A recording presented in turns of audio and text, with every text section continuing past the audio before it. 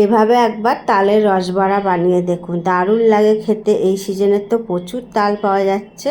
এইভাবে একবার বানান, খেতে দারুণ লাগে। এখানে আমি তাল নিয়েছি চায়ের কাপের 1 কাপ, আর এখানে সুজি দিয়েছি 3 থেকে 4 চামচ, 4 চামচের।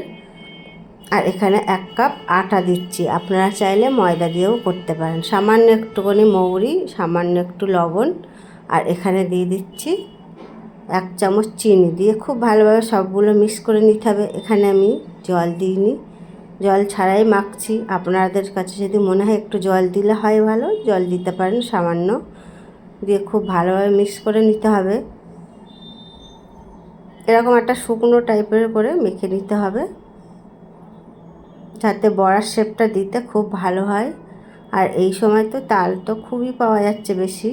এইভাবে বানান, নানান রকম বানিয়ে খেতেও দারুণ লাগে। এটা মাখিয়ে রেখে দেবো 5 থেকে 6 মিনিটের মতন রেখে দিচ্ছি, যাতে চিনিটা দেওয়ার কারণে খুব ভালোভাবে গলে যায়। চিনিটাও গলে গেছে। এখানে আমি আরেকটু নাড়ি চাড়িয়ে দেবো। এখানে আমি আর জল দিইনি, ঠিক এরকম ব্যাটারটা হয়েছে। এবার এদিকে কড়াতে সাদা তেল দিয়ে তেলটা খুব ভালোভাবে গরম করে নিয়েছি।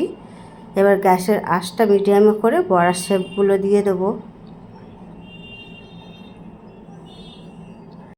আর বড়াটা ভাজার সময় মিডিয়ামে করে দিতে হবে, যাতে ভেতরটা কাঁচা না থাকে আর খুব ভালোভাবে ভাজাটাও হয়ে যায়।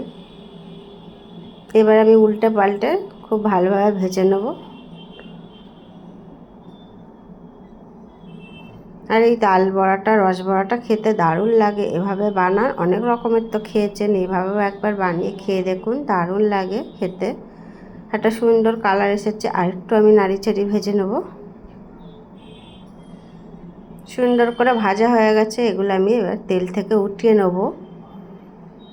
এই একইভাবে বাকি বড়াগুলো ভেজে নিতে হবে। সব বড়াগুলো একইভাবে ভেজে নিয়েছি। এবার আমি মিষ্টির রসটা বানিয়ে নেব। এখানে 1 কাপ চিনি, 1 কাপের একটু কম, 2টো এলাচ আর 1 কাপ জল দিয়ে মিষ্টির রসটা বানিয়ে নেব। একটু ফুটিয়ে, খুব বেশি ঘনও না আবার খুব বেশি পাতলাও না, নাড়িয়ে চাড়িয়ে খুব ভালোভাবে ফুটিয়ে নিয়েছি। চিনিগুলোও খুব ভালোভাবে গলে গেছে, আর মিষ্টির রসটা কিন্তু একেবারে হয়ে গেছে। এবার আমি গ্যাসটা অফ করে দিয়েছি।